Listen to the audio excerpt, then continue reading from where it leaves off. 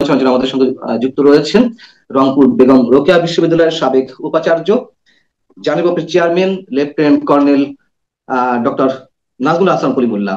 Professor Nazmul Hasan Kalimullah, আপনাকে স্বাগত জানাচ্ছি আমাদের অনুষ্ঠানে এবং একই সঙ্গে আপনার প্রতি আমাদের সালাম। 5 আগস্টের পূর্বক্ষণে এসে আপনার কি মনে হচ্ছে, আসলে কি তেমন কিছু ঘটার কোনো সম্ভাবনা আছে? যদিও প্রেস সেক্রেটারির মন্তব্য আমি আহ, উল্লেখ করেছি, 5-6 দিনের 2-3 দিন চলে গেছে, এর মধ্যে আমরা অনেক কিছু গুঞ্জনের সত্যতা পেয়েছি, আবার কোনো ক্ষেত্রে একেবারেই কিছু দেখিনি। আসলেই কি অন্য কিছু ঘটার সম্ভাবনা এখনো পর্যন্ত আছে বলে আপনার মনে হয়? ধন্যবাদ। আপনার এই শো শুরু করার প্রারম্ভেই আমি আহ, শ্রদ্ধা জানাতে চাই আমাদের বীর মুক্তিযোদ্ধা সাবেক সেনাপ্রধান লেফটেন্যান্ট জেনারেল হারুন মহোদয় আজকে সকালে পরলোক গমন করেছেন।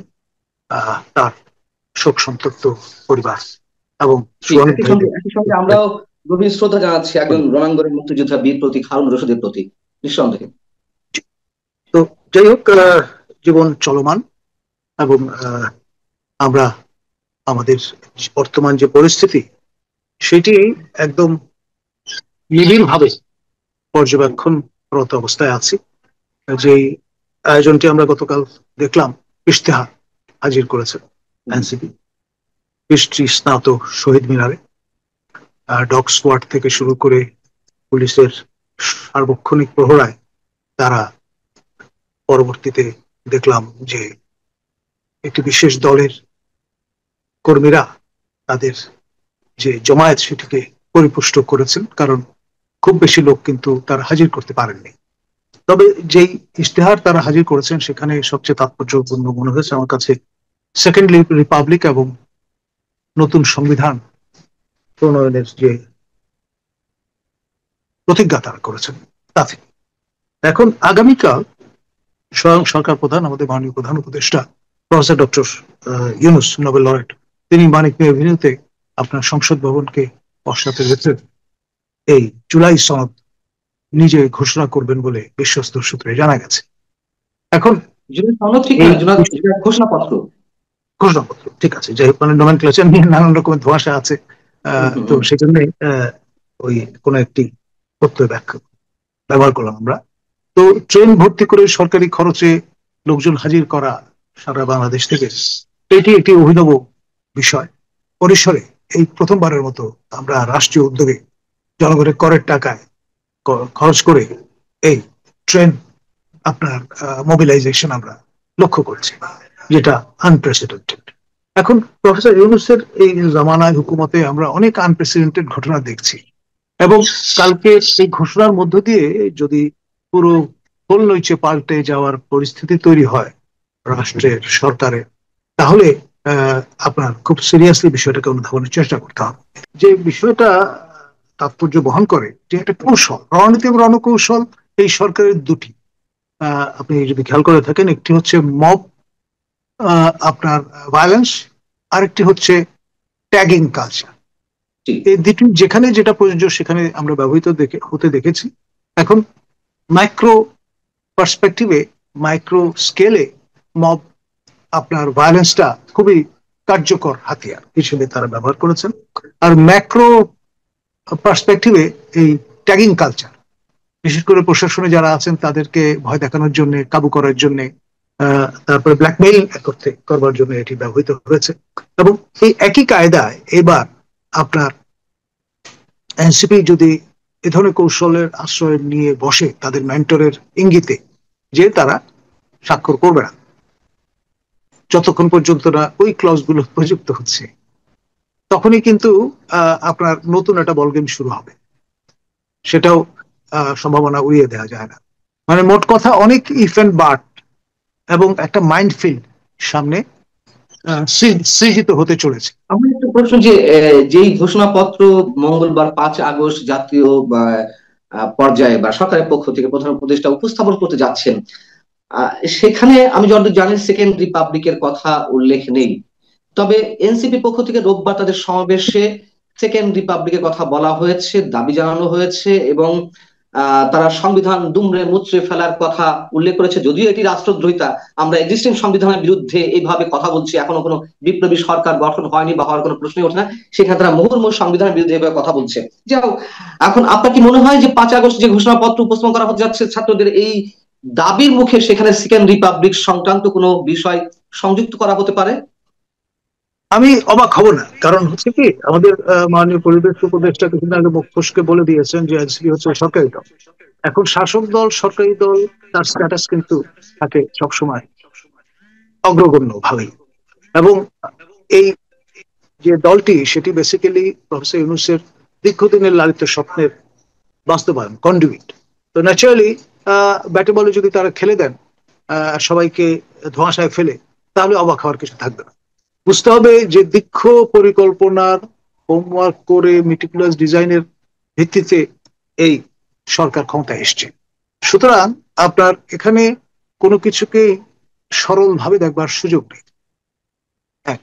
আর যদি দ্বিতীয়ত, সেকেন্ড রিপাবলিকের বিষয়টি অন্তর্ভুক্ত করা হয় এনসিপির দাবি অনুযায়ী, যেহেতু আমরা জানি অনেক কিছু গোপনে ঘটছে, ঘোষণাপত্র মাত্র 3টি দলের কাছে খসড়াটা দেওয়া হয়েছে, এনসিপি, জামাত ইসলাম, বিএনপি, মানে অনেক কিছু, অনেককে বাদ দিয়ে গোপনে অনেক কিছু করার চেষ্টা, সেই জায়গায় হয়তো বিএনপি কে বাদ দিয়ে আবার সেকেন্ড রিপাবলিক অন্তর্ভুক্ত করা হতেও পারে, আমরা জানি না। যদি হয়, আপনি বলছেন অবাক হবেন, আপনি অবাক হবেন না বা আমরা অনেকেই অবাক হব না, অবাক না হলাম। কিন্তু যদি এটি হয়ে থাকে, করে থাকে বা সম্ভাবনা থেকে থাকে, সেক্ষেত্রে কি ধরনের হসপস সৃষ্টি হতে পারে, কি ধরনের আশঙ্কা আপনি করছেন, যেহেতু বিএনপি এর বিপক্ষে? দেখুন, এখানে কতগুলো মাত্রা আছে। ধরুন, আপনি যতই বক্সের বাইরে যাওয়ার চেষ্টা করবেন, এবং মজা হচ্ছে এটা কিন্তু মৌলিক চিন্তা না, ধার করা গুলি বচন, ফ্রেঞ্চ ঘরানা থেকে নেয়া। এবং সেখানে বসে আছেন আপনার আরেকজন কুশীলব, শ্রীমান পিনাকি ভট্টাচার্য। তার অঙ্গুলি হেলনে এ ধরনের কাজকর্মগুলো চলছে। অনেকে মনে করেন যে তার সঙ্গে একটা ভালো কোঅর্ডিনেশন আছে প্রফেসর ইউনূসের।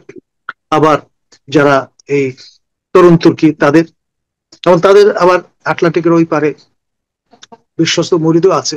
তো সব মিলিয়ে পরিস্থিতি, পরিবেশটা অনেকটা ওই পাস দিয়ে ফুটবল খেলার। লক্ষ্য এক, গোল পোস্টে বা বার পোস্টে গোলটা করতে হবে। এবং সেই লক্ষ্যে তারা প্রায় দ্বার প্রান্তে পৌঁছে গেছেন তাদের লক্ষ্যের। এখন এরকম একটি সময়ে যদি বিষয়গুলো আপনার খোলাসা হয়ে যায়, তাহলে বিরুদ্ধ পক্ষ, বেলিজারেন্ট পক্ষ, যারা ক্ষমতা হারিয়েছে, তারা তো বসে থাকবেন না।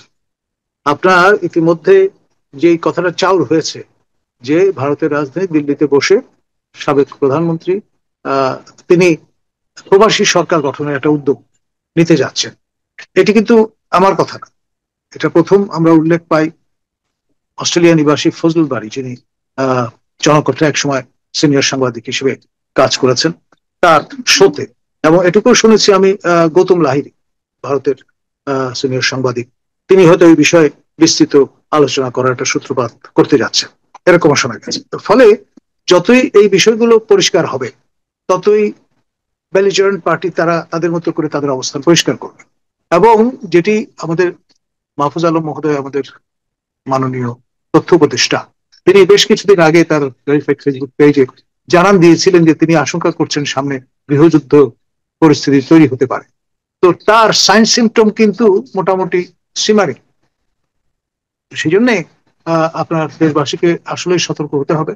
এখন দেশ তো আমাদের সবার, যারা ক্ষমতা হারিয়েছেন তাদের, যারা এখন ক্ষমতায় আছেন তাদের, যারা ভবিষ্যতে ক্ষমতায় আসতে চান তাদেরও, আপনার আমার। এখন যেসব গুঞ্জন শোনা গিয়েছে, আওয়ামী লীগ চারদিক থেকে আজান দিবে, আওয়ামী লীগ চারদিক থেকে নেমে পড়বে, সরকারের পক্ষ থেকেও সেই ধরনের প্রস্তুতি ছিল বা আছে এগুলোকে রেসিস্ট করার জন্য। এর মধ্যে আমরা একজন মেজরের বিষয়ে বিভিন্ন ধরনের অভিযোগ শুনলাম। এবং মানুষ তো অবশ্যই খুবই আতঙ্কের মধ্যে আছে, নানান ধরনের আশঙ্কার মধ্যে আছে। যদি এসব কিছু না হয় বেশ ভালো, আমরাও নিশ্চয় চাই না। কিন্তু আসলেই কি আপনার মনে হয় যে এগুলো শুধুমাত্র গুজব আকারে ছড়িয়েছে, নাকি এর কোনো বাস্তবতা এখনো পর্যন্ত রয়েছে? দেখুন, মেজর সাদেক তিনি এক্সিস্ট করেন, তিনি তো আর বায়বীয় অস্তিত্ব না। তিনি অ্যাটাচমেন্টে আছেন আমার জানা মতে লগ এরিয়াতে, ঢাকা সেনানিবাস। এবং তিনি সিএমএইচে ভর্তি ছিলেন। আপনার এই যে 198 দিনের কথা বলা হয়, তিনি রামুতে অবস্থিত আমাদের যে 10ম ডিভিশন, সেখানে ইস্ট বেঙ্গল রেজিমেন্টে কর্মরত ছিলেন। তিনি যেহেতু অসুস্থ, সামরিক কেতা অনুসারে তিনি সেই ম্যাচে থাকবেন, এটাই স্বাভাবিক। আর যিনি অসুস্থ বেড রেস্টে আছেন, তার পক্ষে কিভাবে সম্ভব আপনার এই ধরনের আপনার অস্ত্র প্রশিক্ষণ দেয়া এবং এরকম জনসমাবেশ? যেই আশঙ্কার কথা চারদিক থেকে বা বিশেষ করে সরকারি মহল থেকে শোনানো হচ্ছিল, এটির বাস্তবতা এখনো পর্যন্ত কতখানি আছে, বা আওয়ামী লীগ সুসংগঠিত হয়ে বিশেষ কিছু করার যে ধরনের নানান ইঙ্গিত আমরা পাচ্ছিলাম, বা এই যে বেজর সাদেকের বিষয়, এরকম কি আসলে কিছু করার সম্ভাবনা আছে এখনো পর্যন্ত? ধরুন, আপনার পরিসংখ্যানের সূত্র মোতাবেক 50 ভাগ সম্ভাবনা তো থেকেই যাচ্ছে, এক। দ্বিতীয়ত হচ্ছে, যারা শীর্ষ নেতৃবৃন্দ তারা কিন্তু প্রতিবেশী রাষ্ট্রে আশ্রয় নিয়ে আছেন, এক। তারা তো ডেফিনেটলি বসে নেই, তারা নিজেদের তো মোবিলাইজ করার ব্যবস্থা করছেন, নিয়মিত বৈঠক করছেন দফায় দফায়, এটা তো আমরা জানি সবাই। আর আপনার তাদের যারা অনুবর্তী, যারা ফলোয়ার, যারা তাদের প্রতি অনুগত, তারা তো বাংলাদেশে বিভিন্ন জায়গায় বসবাস করছেন। এবং আমাদের ইলেকট্রয়েটের ধরুন একেবারে নাই নাই করে হলো 30 to 35% লোক তারা এই ঘরানার মানুষ। সঙ্গে আবার তাদের সহানুভূতিশীল যারা আছেন তাদের সঙ্গে এই যে 14 দল, তারপরে আপনার জাতীয় পার্টির মেইন স্ট্রিম, এরা আপনার এর সঙ্গে যদি গা ভাসান তাহলে অবাক হওয়ার থাকবে না। অলমোস্ট পুরো দেশটা কিন্তু দুই ভাগে ভাগ করা ঐতিহাসিক ভাবে, anti Awami League and pro Awami League. যারা এখন আপনার এই বিপ্লবের দাবিদার, তারা সব অ্যান্টাই আওয়ামী লীগ ফোর্সেস, কোনো না কোনো ফর্মে, কোনো না কোনো শেডে। আর বাইরে যারা ক্ষমতা হারিয়েছেন বা ক্ষমতার সহভাগী ছিলেন, তারা হচ্ছেন প্রো আওয়ামী লীগ লোকজন। তো ফলে এরকম একটি অবস্থায় আপনার ক্ষেত্রটা তো একদম প্রস্তুত হয়ে আছে। আপনার 14, 18, 24-এর নির্বাচন যারা বিরোধিতা করেছেন, অংশগ্রহণ করেননি কিংবা প্রতিহত করবার চেষ্টা করছেন, তাদের উল্টো পক্ষ যারা এখন ক্ষমতা হারিয়েছেন, তাদের তো দেয়ালে পিঠ থেকে গেছে। তারা তো যে কোনো পন্থায় রিগ্রুপ হওয়ার চেষ্টা করবেন, এটাই স্বাভাবিক। আর সঙ্গে যেহেতু আমাদের প্রতিবেশী রাষ্ট্র তাদের আশ্রয় দিয়েছে, তার মানে এক ধরনের সহানুভূতি তাদের প্রতি আছে।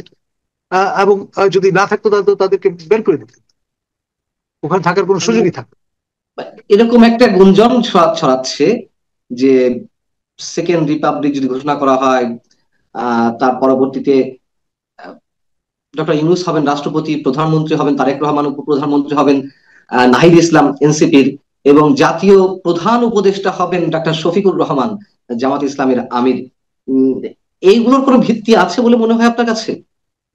দেখুন, বিষয়টাকে সমভাবে ট্রিট করতে পারেন আপনি। যদি আপনি মনে করেন যে শেখ হাসিনার নেতৃত্বে প্রবাসী সরকার হচ্ছে, এটা যেমন একটা প্রপোজিশন, ঠিক তেমনি ভাবে প্রফেসর ইউনূস রাষ্ট্রপতি হচ্ছেন, এটাও একটা প্রপোজিশন। তো ফলে আসলে অসম্ভব বলে তো পৃথিবীতে কিছু নেই।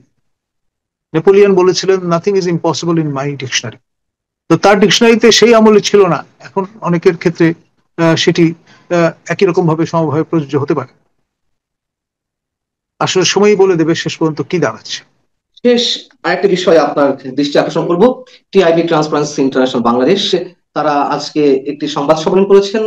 তার যিনি নির্বাহী পরিচালক, আমাদের সবার পরিচিত মুখ ডক্টর ইফতেখারুজ্জামান সেখানে উপস্থিত ছিলেন, এবং টিআইবির পক্ষ থেকে যে মন্তব্যটি করা হয়েছে সেটা হচ্ছে যে অন্তর্বর্তীকালীন সরকারের সংস্কারের আশায় ধাক্কা লাগতে পারে, রাজনৈতিক সংকট ঘনীভূত হতে পারে, অন্তর্বর্তী সরকার চ্যালেঞ্জের মুখে পড়েছে, বিচার, নির্বাচন, রাষ্ট্র সংস্কার সহ নানান ক্ষেত্রে উদ্যোগ নেওয়া হয়েছে, তা সত্ত্বেও অন্তর্বর্তী সরকার বিগত 1 বছরে বড় ধরনের চ্যালেঞ্জের মুখে পড়েছে।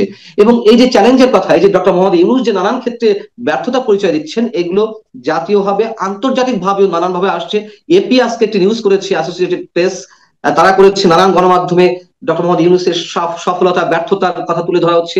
তার মধ্যে সফলতা তেমন কিছু নেই, শুধুই চারিদিকে ব্যর্থতা এবং হতাশার কথা উঠে আসছে। আপনার মন্তব্য, শেষ মন্তব্য জানতে চাই। আমাদের দেবপ্রিয় ভট্টাচার্য, তিনি খোলামেলা আহ্বান জানিয়েছেন তার রুটিনকে, যে কিভাবে আপনার এখানে এক্সিট রুট তারা বের করবে, গ্রেসফুল এক্সিট রুট বের করবার এখনই সময়, তা না হলে it can be too late. অসম্মানিত হয়ে হয়তো বিদায় নিতে হতে পারে, ইঙ্গিতটা আমারটা এইরকম। আপনি কি সেটা মনে করেন? দেখুন, আপনার শ্রীলঙ্কায় আমরা দেখেছি যে অন্তর্বাস করে লোকজন দৌড়চ্ছে। এখানে যে পর্যায়ে পৌঁছে গেছে ডিসঅ্যাফেকশন, সেই লৌকিকতা এবং সম্ভ্রম বোধ শেষ পর্যন্ত অবশিষ্ট থাকে কিনা সেটা নিয়ে আমার সন্দেহ আছে। জি, অনেক ধন্যবাদ প্রফেসর নাজমুল হাসান কলিমুল্লাহ, আপনাকে আমাদের সঙ্গে যুক্ত থাকার জন্য, সময় দেওয়ার জন্য। দর্শক, আপনাদেরকেও ধন্যবাদ, এতক্ষণ যারা যুক্ত ছিলেন। ভালো থাকবেন। আল্লাহ হাফেজ।